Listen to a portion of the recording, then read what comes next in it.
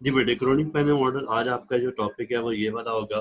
तो ये टॉपिक थोड़ा सा लेंथी है, असल में कॉम्प्लिकेशंस आनी है आपको सिर्फ अंडरस्टैंड करने में एक या दो जगहों पे। अगर आप उसको अच्छी तरह से समझ लेते हैं तो ये पूरा टॉपिक आपको आसान लगे, क्योंकि इसमें एक टारगेट है, आपको समझ आएगी हमने करना क्या है। लेंथी जरूर है, लेकिन हमने एक्चुअली यहाँ पे चार इक्वेशन बनानी है। वो चार इक्वेशन कैसे बननी है आपको जब जेहन में होगा कि हमने क्या क्या करना है तो ये भूलेगा नहीं, लेकिन एक जगह पे प्रॉब्लम आ सकती है, अगर आप उसको अच्छी तरह से समझेगा। तो स्टार्ट पे एक इंट्रोडक्शन लिखा हुआ है, ये जो फर्स्ट पेज है इस पे सारा इंट्रोडक्शन है। इसी पेज पे जो डायग्राम है वो हमारी कैलकुलेशन का बायस बनेगी। क्रोनिक पेन मॉडल है क्या, हम करते क्या। मैं पहले आपको थोड़ा सा इसका रिव्यू देता हूँ, क्योंकि कुछ चीजें हम पहले कर चुके हैं। तो आपसे इससे पहले हमने एक बात की कि जो श्रोडिंगर वेव इक्वेशन होती है ना, ये किसी भी सिस्टम के बारे में जो इंफॉर्मेशन है वो कैरी करती है। आप अगर सिस्टम के बारे में मुकम्मल तौर पे जानना चाहते हैं तो आपको श्रोडिंगर वेव इक्वेशन अप्लाई करना पड़ती है। लेकिन आपको पता है श्रोडिंगर वेव इक्वेशन अप्लाई करने के लिए आपको साई फंक्शन चूज करना होता है। आप जितना अच्छा साई फंक्शन चूज करेंगे उतनी उस सिस्टम के बारे में अच्छी इंफॉर्मेशन आपको मिलेगी, एक्यूरेट वैल्यू मिलेगी। तो ये जो इससे पहले हमने किया ब्लोच थ्योरम सिर्फ हमें ये बता देता है कि वो जो साई फंक्शन सिलेक्ट करते हैं वो किस तरह का होना चाहिए। यानी उसमें एक पीरियोडिक फंक्शन आना चाहिए, जो पोटेंशियल एनर्जी पीरियोडिक होती है, बाकी वो एक खास पॉइंट के बाद रिपीट होता है। तो फिर उसमें हमने डेफिनेशन बना दी थी कि psi of X plus C is equal to psi of X into E raise by उल्टा के ऑफ सी एटसेट्रा। वो इक्वेशन थी। वो इक्वेशन जस्ट बताती है कि जो साई फंक्शन होता है, साई फंक्शन होता है वो एक्चुअली आपको डिस्क्राइब करेगा सिस्टम की इंफॉर्मेशन के बारे में। तो ब्लोच थ्योरम काफी हद तक बता देता है। लेकिन अगर आप ब्लोच थ्योरम से भी मजीद आगे जाएं तो कुछ और प्रॉपर्टी जो कि ब्लोच थ्योरम से इतनी क्लियर नहीं हो पाती, अगर आपने उनसे भी अच्छी इंफॉर्मेशन लेनी है तो फिर ये मॉडल बहुत एक्यूरेट होगा। ये एक्सपेरिमेंटल ग्राफ आपको देगा, इसमें गलती के चांसेस नहीं है। मतलब आपको 100% एक्यूरेट आंसर ये मॉडल दे सकता है, क्रोनिक पैने मॉडल। स्पेलिंग में क्रोनिक है, क्रोनिक मतलब क्रोनिंग नहीं है, मतलब शायद यहाँ कहीं मिस्टेक हो गई हो आगे लिखने में। ये स्पेलिंग मैंने हेडिंग में ठीक लिखे हुए हैं। तो from Bloch theorem many of the properties of solid such as existence of the energy band energy gap can be explain. ये बात तो हम पहले कर चुके हैं, ओरिजिन ऑफ एनर्जी गैप में कि वो बैंड गैप क्यों आता है। तो उसकी वजह हमने बताई थी कि श्रोडिंगर वेव इक्वेशन का सॉल्यूशन एग्जिस्ट नहीं करता, वहां पे रिफ्लेक्शन होती है। Many more properties of electron in solids can be explained in simpler way by Kronig-Penne model. A Kronig-Penne model also uses a Schrodinger wave equation to understand the behavior of electron in periodic potential of a crystal. As usual, the main difficulty was to find the suitable function. ये बात हम ऊपर भी कर रहे थे कि main problem है साई फंक्शन, यानी जो वेव फंक्शन है वो जितना अच्छा हम चूज करते हैं उतनी उस सिस्टम के बारे में एक्यूरेट वैल्यूज आ जाती हैं। ये डायग्राम है जी, इसको जरा अच्छी तरह से जेहन में बैठा लें। अगर आपके पास कोई कॉपी पेंसिल है तो इसको अपने अलहदा पेज के ऊपर सामने रख लें, क्योंकि मैंने बार बार इसको यूज करना है। इससे मैं बार बार इस पेज को अगर ओपन करूंगा तो मुझे काफी प्रॉब्लम होगी, डिफिकल्टी है कि बार बार उसको लेके आऊंगा, आप भी परेशान होंगे। अगर ये डायग्राम आप थोड़ी सी अपने जेहन में बना लें कि ये एक पोटेंशियल वेल है। इस पोटेंशियल वेल में हमने हॉरिजॉन्टल साइड पे एक्स रखा हुआ है, वर्टिकल साइड पे हमने पोटेंशियल एनर्जी को शो किया हुआ है। इसका एक ग्राफ आपको मैं शो करता हूँ कि इसको थोड़ी सी ड्राइंग करते हैं। इसमें आप देखो, यहाँ से लेके यहाँ तक पहले ये वाला, उसके बाद फिर ये, और उसके बाद ये जो मैंने रेड कलर का शो किया ये पोटेंशियल वेल है। इसके अंदर इसकी जो विड्थ है वो 0 to a है। ये बात मैंने आपको इस बल्कि 6 सेमेस्टर के स्टार्ट पे जब मैंने फर्स्ट लेक्चर लिया था, जिसके अंदर हमने 3 डायमेंशनल और 1 डायमेंशनल बॉक्स की बात कर रहे थे, ये वो वाला है। तो ये एक पोटेंशियल वेल है जिसकी विड्थ है 0 to a, उसमें हम 0 to l लिखते थे, 12 सिंबल तो चेंज हो सकते हैं। 0 to a इसकी विड्थ है, यानी जब तक इलेक्ट्रॉन इस वेल के अंदर है तो वो एक फ्री इलेक्ट्रॉन है, उसकी किसी किस्म की पोटेंशियल एनर्जी नहीं होगी। और अगर पोटेंशियल एनर्जी नहीं तो इसमें हम u is equal to 0 treat करेंगे। इस टॉप या 0 to a वाले बॉक्स के अंदर पोटेंशियल एनर्जी 0 ट्रीट करेंगे। लेकिन आप इससे आगे देखो, इससे अगला जो पोर्शन है ये वाला, यानी इधर वाला। और अगर आप राइट साइड पे लेफ्ट साइड दोनों तरफ जाएंगे तो ये जो अगला पोर्शन स्टार्ट होता है ना, जो आपको मैं छोटा सा मजीद एक पोर्शन दिखाया, इसमें आपने खास पॉइंट की एनर्जी को शो किया हुआ है। बस आप देख सकते हैं इस वक्त जो इसकी एनर्जी है, मैं यहाँ से वाजे कर देता हूँ। ये पूरी जो लाइन है ये वाली, ये सारी की सारी लाइन किसको शो कर रही है, यू नॉट। यानी जो आपका a to a plus B वाला पोर्शन है या फिर 0 टू माइनस बी वाला पोर्शन है, यहाँ पे हम पोटेंशियल एनर्जी की वैल्यू ट्रीट करेंगे यू नॉट। जबकि 0 टू ए वाला या फिर a plus B to a plus two B वाला, यानी ये जो दरमियान बड़े बड़े जो चौड़े आपको दिखाई दे रहे हैं, इनके अंदर पोटेंशियल एनर्जी जीरो, और जो छोटी ट्राइंगल्स आप रेक्टेंगल्स आपको नजर आ रही है, इनमें पोटेंशियल एनर्जी की वैल्यू यू नॉट होगी। इस तरह इसको अच्छी तरह से क्लियर कर लें कि 0 to A potential energy zero होगी, जबकि 0 टू माइनस बी या फिर a to a plus B ये वैल्यू यू नॉट वैल्यू होगी, जो कि मैंने इस ग्राफ के अंदर कोशिश की है सारी क्लियर करने की। ठीक है, ये ग्राफ जरा अच्छी तरह से में बिठा दी जाए, क्योंकि मेरी सारी की सारी कैलकुलेशन इसकी बेस पे होगी। लो जी, नेक्स्ट आते हैं, इस ग्राफ को यूज करते हुए कुछ वैल्यूज निकालते हैं। This potential function is close to the real potential function. The Schrodinger wave equation for a one dimensional crystal lattice was solved in two part. Number 1 corresponding to x is less than a but greater than 0। ये वो बड़ा portion 0 to a वाला, इसके अंदर potential energy क्या थी, 0, less than a but greater then 0। आप side में मतलब हर चीज क्लियर करके लिखी हुई है।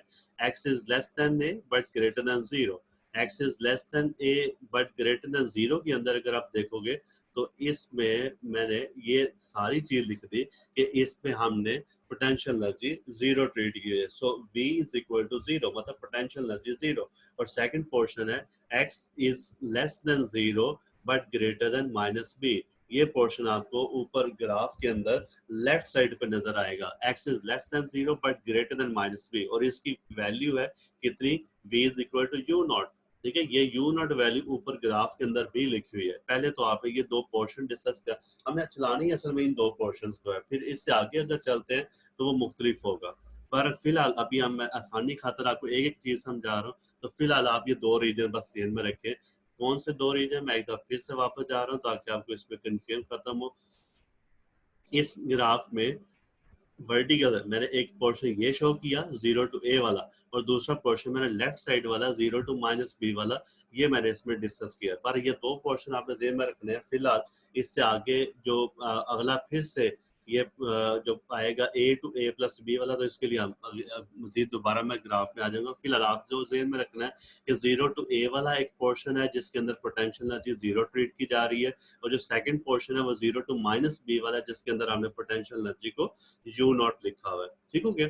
लो जी, नेक्स्ट आप देखो, अगर ये दो रीजन है तो इन दोनों की इक्वेशंस कैसे बनी चाहिए। श्रोडिंगर वेव इक्वेशन है D square psi by D X square plus 2me over a square square psi is equal to 0। ये आप अगर वो पूरी हैमिल्टोनियन इक्वेशन जो आप अप्लाई करते हो कि उसके अंदर पोटेंशियल एनर्जी जीरो ट्रीट करनी है, तो ये तो खैर हम कर चुके हैं, मतलब इसको बार बार तो मेरा नहीं ख्याल के लिखना चाहिए। आप क्वांटम में भी पढ़ चुके हैं, मैंने भी आपको एक दो जगहों पे इसको करवा दिया है। तो डायरेक्ट श्रोडिंगर वेव इक्वेशन लगाएं 2m over a square square e। यहाँ पे जो e है वो जस्ट उसके सिस्टम की एनर्जी है, जो टोटल एनर्जी जिसको हम लेफ्ट साइड पे लिख रहे होते थे ये वो वाली है। तो यहाँ पे चूंकि पोटेंशियल एनर्जी जीरो है तो इसलिए ये वाला पोर्शन कुछ ऐसे आएगा। मतलब मैं हाईलाइट थोड़ा थोड़ा करता जाता हूँ ताकि आपको इसमें कंफ्यूजन खत्म हो। ये वाला पोर्शन जो मैंने दिखाया इसमें पोटेंशियल एनर्जी जीरो है, लेकिन अगर सेकंड पोर्शन की बात करें उसमें पोटेंशियल यू नॉट के बराबर थी। इससे अगर आप उसकी जब बात करोगे तो उसके अंदर ये वैल्यू कुछ ऐसे आएगी, x is less than zero but greater than minus B. ये जो पोर्शन ये लेफ्ट साइड वाली जो रेक्टेंगल थी छोटी सी, ये वो वाली है। और आप देखो इसके अंदर मैंने इक्वेशन क्या लिखी है, 2m over h square square. ऊपर वाले रिलेशन के अंदर मैंने एनर्जी सिर्फ e लिखी, लेकिन यहाँ पे मेरे पास एनर्जी क्या आएगी, u नॉट माइनस e, यानी यहाँ पे उसकी पोटेंशियल एनर्जी माइनस में मौजूद है, जबकि ऊपर पोटेंशियल एनर्जी जीरो थी। तो यहाँ पे हाँ आप ये कहें कि ई माइनस यू नॉट होना चाहिए, यू नॉट माइनस ही होना चाहिए, ये बकायदा डेरिवेशन है। आप ड्राइव करेंगे तो आपको साइन की समझ आ जाएगी। यू नॉट माइनस ही, क्योंकि आपको पता है जो ई वाला टॉपिक है एक्चुअली ये ई वाला राइट साइड पे होता है, जब इधर आता है तो वो लेफ्ट से आके माइनस हो जाता है। तो ये यू नॉट माइनस ही, ये दो इक्वेशंस आ गई, हमने इन्हीं दो इक्वेशंस को एक्चुअली सॉल्व करना है। तो ये पहली इक्वेशन आई विद पोटेंशियल एनर्जी जीरो, और सेकंड आई with potential energy U naught. तो ये दो पोर्शन आपने अलग-अलग हाईलाइट करके जरा क्लियर लिखने हैं। जी, नेक्स्ट आते हैं इनके सॉल्यूशन की तरफ। आप इनका सॉल्यूशन दें, क्योंकि ये डबल डेरिवेटिव है, तो जब भी डबल डेरिवेटिव होता है तो उसका जो सॉल्यूशन है वो इस तरह के एक्सपोनेंशियल फॉर्म में आता है। तो यहाँ पे इसका जो एक्सपोनेंशियल फंक्शन है कुछ ऐसे लिखा हुआ है, ये भी आप कैलकुलस में पढ़ चुके हैं कि जब डबल डेरिवेटिव वाली कोई इक्वेशन आती है तो उसका सॉल्यूशन इस फॉर्म का होता है एक्सपोनेंशियल में। तो ये चूंकि डी स्क्वायर आई है तो इसलिए इसका एक सॉल्यूशन आपको ये वाला मिलेगा, ए ई रेज पर iota K of X plus B E raise पर माइनस आयोटा के एफ है। यहाँ पे के से मुराद वही वेव वेक्टर है, ट्रेवलिंग वेव है यहाँ पे, और ए और बी जस्ट एक नंबर है, ए और बी जस्ट कोएफिशिएंट्स हैं, इनकी वैल्यूज भी हम फाइंड कर सकते हैं। एक तो ये आ गया। और इस टॉपिक में ये जो ये तो चूंकि हम डिस्कस कर चुके हैं, जिसके अंदर हमने फ्री इलेक्ट्रॉन मॉडल डिस्कस किया था, जिसके अंदर पोटेंशियल एनर्जी जीरो थी, और पूरा एक टॉपिक ड्राइव करने के बाद आपने उसकी जब एनर्जी फाइंड की थी, तो उस एनर्जी का एक्सप्रेशन कुछ इस तरह का आया था, ये वाला, E is equal to H cut square K square divided by 2m। तो ये फार्मूला आपने ड्राइव किया हुआ है। अगर ये क्वेश्चन है तो इसकी एनर्जी ये वाली होगी। ठीक हो गया, एक टॉपिक खत्म हुआ।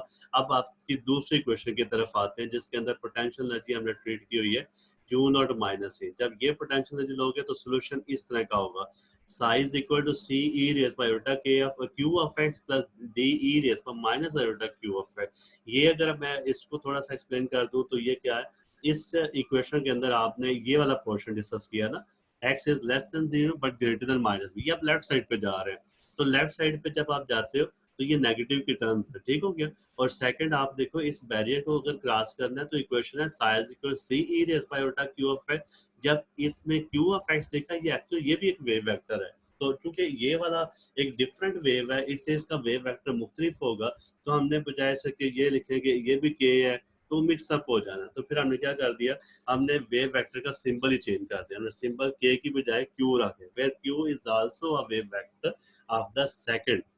यानी ये वो पार्टिकल हैं जिनकी पोटेंशियल एनर्जी यू नॉट होगी, उनका वेव वेक्टर ये क्यू वेक्टर एक्स है। और आयोटा भी नहीं लगाना, आप कहीं आयोटा क्यों नहीं लगाना, जब आप इसको एनर्जी को माइनस कर रहे होते हैं यू नॉट माइनस ही, तो फंक्शन चेंज होता है। और इस वक्त जो फंक्शन है ये हाइपरबोलिक फॉर्म में है। ऊपर वाला अगर आप देखोगे ई raise by iota K of x वाला, वो होता है cause of X plus iota sine of x. लेकिन यहाँ पे क्या आएगा, यहाँ पे आएगा cos hyperbolic of X plus iota sine hyperbolic of है। ये क्यू के साथ जब आयोटा नहीं होता तो ये हाइपरबोलिक इक्वेशंस कहलाती है।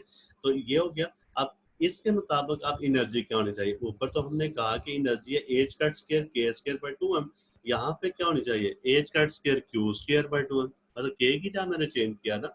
तो अगर ये H cut square K square by 2m है, तो यहाँ पे होना चाहिए H cut square Q square divided by 2m। तो ये आगे आप एनर्जी दे सकते हैं H cut square Q square by 2, और लेफ्ट साइड पे जा रहे एनर्जी इसके यू नॉट माइनस सी का हमें एक्चुअली आंसर मिलेगा। ठीक हो गया। अब यहाँ पे ए बी सी और डी ये हमारे पास कुछ नंबर है।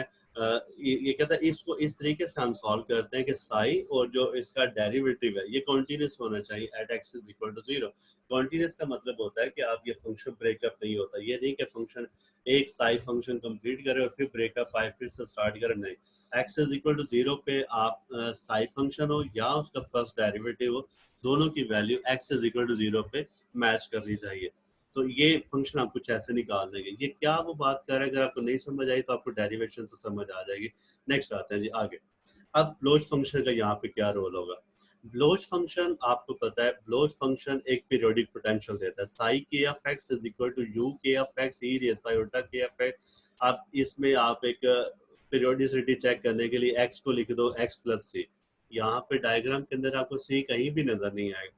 अगर आप डायग्राम में देखो तो मेरा ख्याल, अगर मैं इस डायग्राम को फिर से एक दफा एक्सप्लेन करूं, तो मेरे पास सी तो नहीं है, लेकिन देखो क्या हम ए से ए प्लस बी नहीं चले गए, इसका मतलब हमारा जो सी होगा ना वो एक्चुअली ए प्लस बी होगा। वो अब देखते जाना। अभी मैं इसको जनरल केस लेने लगा हूँ, you Sai K F x is equal you K F X E raise bye iota K F है। इस पे आप एक्स की जगह एक्स प्लस सी रखें, यहाँ पे एक्स प्लस सी रखें, यहाँ पे एक्स प्लस सी रखें। तो ये फंक्शन एज इट इज, इसके दो एक्सपोनेंशियल अलग-अलग कर दो, एक के एफ एक्स वाला कर दे, एक के एफ सी वाला कर दे। और ये ब्लोच फंक्शन की डेफिनेशन में था कि जो पोटेंशियल एनर्जी है ये पीरियोडिक है। अगर ये पीरियोडिक है तो ये दोबारा से एक्स के इक्विवेलेंट है, ये मैंने साइड इंफॉर्मेशन में लिख भी दिया, U K F X plus is equal to U K F है, ये उसकी डेफिनेशन है। तो इसको पैरेललिटी जानना है ई raise by iota K F है। अब जो ई raise by iota K F x है, इसके मुताबिक यहाँ से लेके यहाँ तक का जो पार्ट है ये तो फिर से साई फंक्शन हो गया। So psi K F X plus C is equal to psi K F X E raise by iota K F सी। तो ये तो अगर फंक्शन देखें तो वही ब्लोच थ्योरम की डेफिनेशन बन गई है, psi K F X plus C is equal psi K F X E raise by iota K F सी। तो ये पीरियोडिसिटी भी से चेक हो जाती है। पर ये तो मैंने जस्ट एक रिलेट किया कि ब्लोच फंक्शन को हमने कुछ ऐसे डिफाइन किया हुआ है। अब जो ऊपर वाला पोर्शन है, ये जो पैराग्राफ है, according to Bloch theorem we have to relate the solution in the region x is greater than a less than a plus b to the solution in the region x is less than 0 but greater than minus B. ये दोनों equations आप आसानी से समझ सकते हैं। Graph मैंने कहा मैं बार बार ऊपर जाता हूँ तो प्रॉब्लम होती है। अब ग्राफ को अगर बना लेते तो ज्यादा क्लियर था। ये जो मैंने इक्वेशन लिखी यहाँ से लेके यहाँ तक, ये वाले दोनों, ये असल में दोनों स्मॉल रेक्टेंगल थी ना, उस ऊपर हमने बड़ी रेक्टेंगल बनाई, एक बड़ी रेक्टेंगल बनाई, एक छोटे, एक पोटेंशियल है जिसके अंदर 0 है, एक पे u नॉट है। तो ये जो दोनों लिखे इन दोनों में u नॉट है।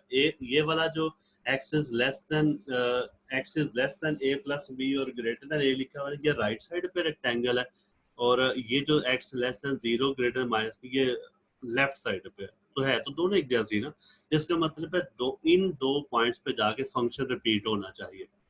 ठीक है, ये दोनों ऐसे पॉइंट है जहाँ फंक्शन रिपीट होना चाहिए। अगर आपको प्रॉब्लम हो रही है तो मैं एक दफा दोबारा ऊपर जाता हूँ ताकि आपको डायग्राम अच्छी तरह समझाई जाए। जी बेटे, ये डायग्राम है। इस डायग्राम में जो मैं बात कर रहा हूँ, मैं असल में इसकी बात कर रहा हूँ कि अगर आप इस पोर्शन को देखोगे तो यहाँ से लेके यहाँ तक का ये वाला पोर्शन और यहाँ से लेके यहाँ तक का ये वाला पोर्शन, ये दोनों सेम फंक्शन रिपीट होने चाहिए। मतलब ये a से a प्लस बी वाला या फिर 0 टू माइनस बी वाला, ये तो एक ही चीज है। तो इसका मतलब है हमारा जो भी फंक्शन u नॉट एनर्जी वाला है वो पीरियोडिक होना चाहिए। तो इस रीजन के अंदर या इस रीजन के अंदर हमारा सॉल्यूशन सेम होना चाहिए। ठीक है, वो सॉल्यूशन सेम करने के लिए मैं अगला काम शुरू कर रहा हूँ। तो इसको रिलेट करना है आपने, ये जो दो रीजन है बस ये पॉइंट याद कर ले, आपको प्रॉब्लम नहीं होगी। ये दो पॉइंट अगर रिलेट करना चाहते हैं तो इसके लिए हम यूज करेंगे ब्लोच थ्योरम, बाकियों के लिए ब्लोच थ्योरम नहीं होगा। ये जो दो पोर्शन जिसको मैंने रेड कलर से हाईलाइट कर दिया, इन दोनों को रिलेट करना है तो मैं किससे रिलेट करूंगा? ब्लोच थ्योरम से। अब ब्लोच थ्योरम को मैंने अप्लाई करना है। ठीक है जी, वापस आते, उम्मीद आप इसमें आप समझ गए होंगे। तो अब मैं अप्लाई करने लगा हूँ ब्लोच थ्योरम। तो इक्वेशन देखें तो ये आ गया सारा, ये, हाँ जी, ये ब्लोच थ्योरम है जी। x be the range x is less than 0 but greater than minus b। इसमें मैंने यहाँ पे लिखा साई एफ के, ये रीजन बता दिया x is less than 0 but greater than minus b e raised by उल्टा k of c। और इस साइड पे अगर आप देखो तो मैंने सिर्फ ये काम किया कि जो ये रीजन है ना इसमें प्लस c ऐड कर दोनों तरफ, मैं 0 में भी c ऐड कर दें और b में भी c ऐड कर दें तो ये बन जाएगा माइनस बी प्लस c, और ये 0 प्लस सी और ई रहता है उल्टा के एफ सी। ऐसे ही होता है। ऊपर इक्वेशन को अगर दोनों को कंपेयर करोगे तो देखना ये इक्वेशन और ये इक्वेशन, मैं जरा बॉक्स में करता हूँ ताकि आपको ये रीजन की समझ आ जाए। जी बच्चे, इसको देखिए, एक ये वाला पोर्शन और एक ये नीचे वाला पोर्शन, इसमें Sai K F X plus सी होता है ना, यानी, और इधर साई की एफ एक्स होता है। इधर मतलब जो एक्स है ना उसके अंदर आपने एक्स प्लस सी करना तो ये बन जाएगा। तो यहाँ पे अगर मेरा ये वाला पोर्शन जो नीचे मैंने दिखाया हुआ है, अगर मैं कहता हूँ ये वाला रीजन हमारा x है तो इधर हमारा क्या होना चाहिए था? x प्लस सी। तो ये पोर्शन जो है ये x प्लस सी होना चाहिए। तो ऐसे ये बिल्कुल आप देख सकते हैं x is less than 0 greater than minus B, तो इसमें आप बस c ऐड कर दो तो ये बन जाएगा। ऊपर e रेस बाय उल्टा K F C as it is रहेगा। ये दोनों को मैंने बस रिलेट किया, ये है हमारा ब्लोच थ्योरम। ठीक है, तो ब्लोच थ्योरम के बाद आप अगले पेज पे अगर देखें तो मैंने इस लाइन को फिर मजीद रिलेट किया।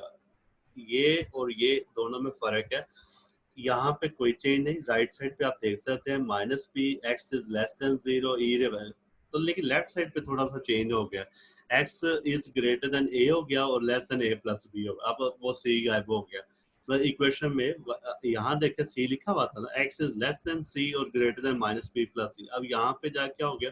Greater than A but less than A plus B. अब ये कैसे हो गया? मैंने सिर्फ और सिर्फ सी की जगह पे ना ए प्लस बी रखा है। नीचे मैंने एक्सप्लेन कर दिया वह सारा। तो मैंने सिर्फ और सिर्फ सी की जगह पे ए प्लस बी रखा है। क्यों ए प्लस बी रखा? ऊपर डायग्राम में बता के आया हूँ कि जब आपने एक लेफ्ट वाली रेक्टेंगल से राइट वाले ट्रायंगल में जाना है, रेक्टेंगल में जाना है, तो हम उसमें a प्लस बी का इजाफा देख रहे थे। मतलब उसकी जो पेरियोडिसिटी है वो a प्लस बी है, तो c should be equal to a plus B. तो यहाँ पे a प्लस बी कर दें तो ये देखो, अगर आप a प्लस बी पुट करते हो तो इस इक्वेशन के मुताबिक ये जो पोर्शन है, माउस को हमने करा सीधा जी, ये वाला जो पोर्शन है इसमें अगर आप a प्लस बी करते हो तो आप देख सकते हैं कि ये वाला जो b है ये इस b से कैंसिल हो गया, तो b भी कैंसिल, बाकी रह गया a।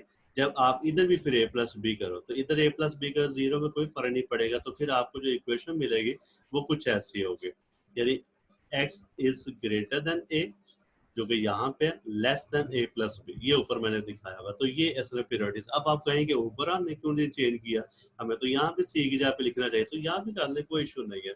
वो अंडरस्टूड है कि हमने सी की जगह पे अब a प्लस बी रख दिया, पीरियोडिसिटी इस वक्त हमारी सी नहीं बल्कि a प्लस बी है, ठीक हो गया जी। तो ये चीजें आपने एक एक करके लिखोगे तो आपको सॉल्व करने में थोड़ी सी आसानी आएगी, अदरवाइज टॉपिक चूंकि लेंथी है, जगह जगह प्रॉब्लम आ सकती है, तो ये अच्छी तरह से ध्यान से कीजिएगा। लो जी, ये हो गया। फिर उसके बाद आप सॉल्यूशन आ गए। अभी फिलहाल हमने दो सॉल्यूशन लिखे, साइज इक्वल, एक ये वाला और एक ये वाला, ये इक्वेशन नंबर 1 कह दीजिएगा, इस इक्वेशन नंबर 2 कह दे। और जो नीचे मैंने दिखाया, अगर आपने छोटी रेक्टेंगल से अगली छोटी रेक्टेंगल में जाना है तो आपको ब्लोच थ्योरम अप्लाई करना पड़ेगा, और ब्लोच थ्योरम के लिए ये इक्वेशन हुआ करेगी, इक्वेशन नंबर 3।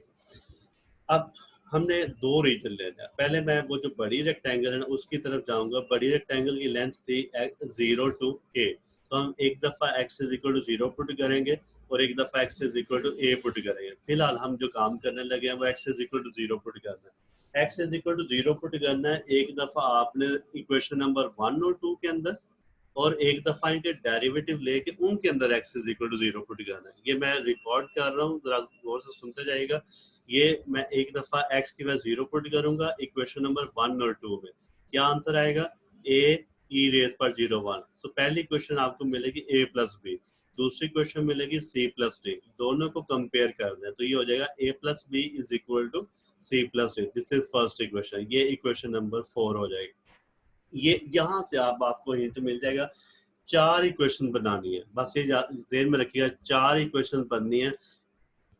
दो इक्वेशन बननी है x इज इक्वल टू 0 पे, और दो बननी है x is equal to a पे। अब वो दो कहाँ से आनी है पहली इक्वेशन आप direct x is equal to 0 put करेंगे 1 और 2 में, एक इक्वेशन ये बन जाएगी। फिर 1 और 2 का डेरिवेटिव लेंगे विद रिस्पेक्ट टू x, तो उसके अंदर फिर आपने x 0 पुट करना है, ये दूसरी इक्वेशन आएगी, ठीक है। अब आप देख सकते हैं अगले पे फिर मैंने इसको डिफरेंशिएट किया, तो डिफरेंशिएट करके x is equal to 0 put किया, एक ये इक्वेशन आ गई, इक्वेशन नंबर 5। और फिर आपने सेकंड वाली जो इक्वेशन क्यूब वाली उसका भी डेरिवेटिव लेना है, उसमें x 0 पुट करना है, तो ये पानी। फिर इन दोनों को कंपेयर कर देंगे तो आपके पास ये इक्वेशन नंबर 7 आ जाएगी। नंबरिंग वैसे हुई है सारी, तो ये इक्वेशन नंबर 7। अब मेरे पास दो इक्वेशन आ गई, कौन कौन सी इक्वेशन आ गई है, एक मैंने यहाँ से निकाल दिया है equation number 4, a plus B is equal C plus D. ये थी जब मैंने दोनों इक्वेशन में जस्ट x 0 पुट किया, फिर मैंने इनके डेरिवेटिव लेके 0 पुट किया, तो वो इक्वेशन नंबर 7 का नाम रखा। तो इक्वेशन 4 भी आ गई है, 7 भी आ गई, ठीक है। 4 और 7 को फिर से मैंने अलग करके लिख दिया। So at x is equal to 0 we have two equations, a plus B is equal to C plus D. So iota के a minus B is equal to Q C minus D, इसके साथ iota नहीं होता, ऊपर आप prove कर चुके हो साथ, ठीक हो गया जी। पहली तो ये आ गई। अब सेकंड पोर्शन पे आते हैं, x is equal to a पे। a में और 0 में क्या प्रॉब्लम क्रिएट करे, अब जो a वाली इक्वेशन है ना उसमें साई ऑफ a पुट कर दो इक्वेशन नंबर 1 में, इक्वेशन नंबर 1 में a पुट कर दें, a e रेज़ पावर उल्टा k a plus b e rays power minus उल्टा k। लेकिन अब देखो, अब दूसरी इक्वेशन हमारी थी इक्वेशन नंबर 2, हमें करना तो ये चाहिए था इक्वेशन नंबर 2 जो ऊपर यहाँ पे ये वाली इक्वेशन, इसमें हम क्या करते हैं, साइज का c e रेज़ पर q है प्लस d e रेज़ पर माइनस q है, ये वैसे होना चाहिए था ना, लेकिन ऐसा नहीं है, क्योंकि ये वाला जो पोर्शन हम डिस्कस कर रहे हैं ये तो है ही लेफ्ट साइड वाला, बस ये चीज तो माइनस बी टू ए जा रहा है ना, तो इसमें तो हम जब ए पुट करेंगे तो एक्चुअली हमने उसको रिलेट करना है बाय यूजिंग ब्लोच थ्योरम। तो ये कुछ ऐसे होगा, psi of A is equal to psi of minus B E raise by उल्टा K of A plus B. अब ये इक्वेशन कैसे बनी है, मैंने ये थोड़ा सा ना साइड पे हिंट दिया, अगर आपको इसे समझ आ जाए, psi of minus B is equal to psi of minus B E raise by उल्टा के ऑफ सी। आपको पता है जो ऊपर पावर होती है ना वो इसका पेरियोडिसिटी होता है के ऑफ सी, और जो पावर होती है ना वो एक्चुअली हमने यहाँ पे लिखनी होती है। मैं थोड़ा सा इसको ड्राइंग से आपको समझाता हूँ। इसकी जो पावर होती है ना ये, वो हमने यहाँ पे लिखनी होती है। ऐसी होती है ना, मतलब कहते हैं अगर x है तो यहाँ पे x प्लस सी होता है, तो ये आयोटा के ऑफ सी है तो ये x प्लस सी होता है। तो यहाँ पे देखो ये a प्लस बी है, तो यहाँ पे ऑलरेडी हमारे पास आई एफ माइनस बी, तो ये माइनस बी प्लस ये a प्लस बी है, तो ये b से कट जाता है, तो यहाँ पे क्या रह गया साई ऑफ ए। तो इक्वेशन बन गई psi of A is equal to psi of minus B e raise by iota के a प्लस बी। ये इक्वेशन है जी। अब आपको इसमें समझ आ जाएगी कि इसको इक्वेशन हमने ये लगाई। ये जो मैं इक्वेशन हाईलाइट कर रहा हूँ ये मैंने ब्लोच थ्योरम से किया। तो ब्लोच थ्योरम के मुताबिक पहले हम साई एफ माइनस बी निकालेंगे।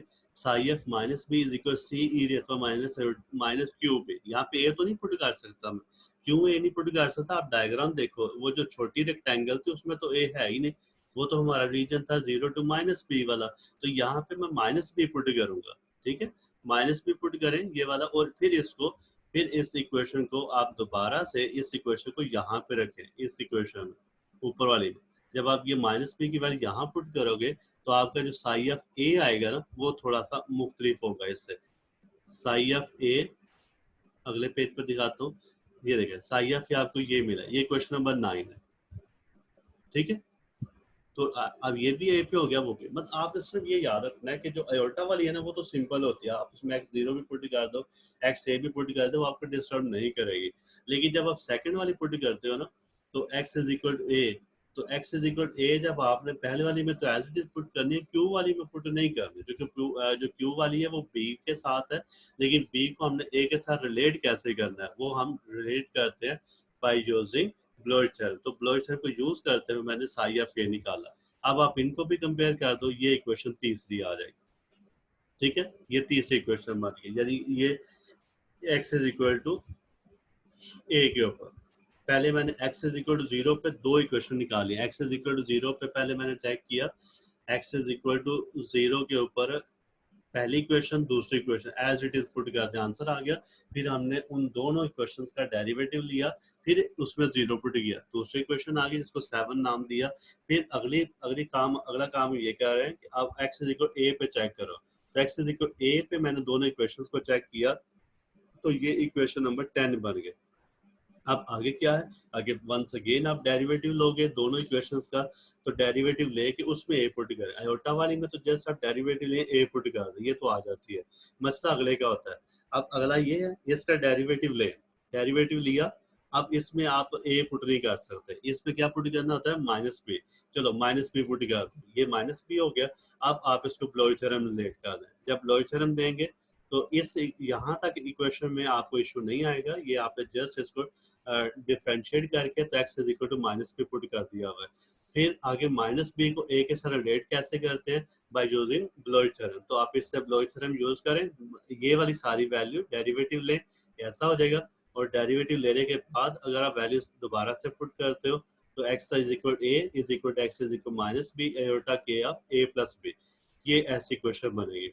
फिर इन दोनों को रिलेट कर दें तो इक्वेशन नंबर 14, तो इक्वेशन 14 तक आपने पहले पूरी करनी है। तो इक्वेशन 14 तक आपकी 4 इक्वेशन बन चुके, एक equation number I think 4 number रखा हुआ है, एक 7 रखा हुआ है, एक 10 रखा हुआ है, एक 14 रखा हुआ है। ये 4 इक्वेशन बनानी है, इसमें यही कमाल है। लेकिन एक चीज़ मैं यहाँ पे मजीद नोट कर लें, मैंने वैसे जब क्लास में मैं काम करवाता हूँ तो मैं चेंज कर देता हूँ, लेकिन चूंकि आप ये PDF फाइल है हमारे पास नोट्सों की, तो बस इसमें ये याद रखना, ऊपर मैंने कहीं लिख दिया हुआ है इसके अंदर ये आपको के नजर आ रहे हैं, ये वाला के और ये वाला के, ये है वेव वेक्टर, ठीक है। उस वेव का जो पोटेंशियल एनर्जी 0 वाली है, लेकिन आपको एक के यहाँ पे भी नजर आएगा, ये वाला, ये ब्लोच थ्योरम से आता है। और ब्लोच थ्योरम के अंदर जो के आता है वो जस्ट एक पीरियोडिसिटी को लेके जा रहा था, वो कोई और वेव होती है, यानी ये कोई और वेव है, ये और वेव है। इसलिए यहाँ पे इस के में और इस के में फर्क रखना है। मैंने वैसे यहाँ पे कोशिश की थी कि ये वाला कैपिटल के रखा जाए, ये स्मॉल के, क्योंकि जो ये टॉपिक अगर किटल की बुक पे पढ़ोगे, सी किटल की जो स्टैंडर्ड बुक है तो उसके ऊपर उन्होंने इसको कैपिटल के रखा हुआ है, और ये जो राइट साइड वाला के है जिसको ब्लोच थ्योरम के साथ रिलेट किया है, इसको स्मॉल के रखा हुआ है। पर ये फ़र्क आप पे डालना है। तो अगर आपको स्मॉल के कैपिटल के लिखने में प्रॉब्लम होते है, वो एक जैसे लगता है, तो आप कोशिश करना कि इधर वाले के लिख देना, इधर वाले के प्राइम लिख देना, ताकि वो बिल्कुल ही अंदाज़ा हो जाए कि इधर वाला के वेव वेक्टर है, इधर वाला के डैश है या के प्राइम है, ये आपका उस वेव के साथ जो ब्लोच थ्योरम से रिलेट किया था, थोड़ा-सा फ़र्क है। और इक्वेशन नंबर 4, 7, 10, 14 उन सबको यहाँ पे लिख दिया मैंने, अलहदा से समराइज करके जो रिजल्ट सारा काम किया हमने, वो मैंने इसको यहाँ पे नीचे एक टेबुलेट कर दिया। ये 4 की 4 इक्वेशन आपके सामने मौजूद है, ठीक है। लो जी, यहाँ तक अगला काम बस थोड़ा सा ये 1-2 पेजेस अभी रह गए, मुझे दोबारा फिर से ज्वाइन करना पड़ेगा। वो टाइम एंड कर रहा है, 5 मिनट है जी हमारे पास इस वक्त मीटिंग एंड होने में। तो फिलहाल आपको अगर 14 इक्वेशंस तक अगर बेटे किसी को प्रॉब्लम है समझने में, तो वो भी डिस्कस कर लेते हैं। मैं दोबारा फिर से ज्वाइन करूंगा ताकि आज ये टॉपिक हम खत्म कर ही लें। जी बच्चे, कोई क्वेश्चन है तो आप पूछ सकते हैं। मैं इस मीटिंग को 5 मिनट बाद अभी ऑफ करूंगा, लेकिन आपके क्वेश्चंस पहले जरूरी है। तो 14 इक्वेशन तक मेरा अभी तक टॉपिक कंप्लीट होगा।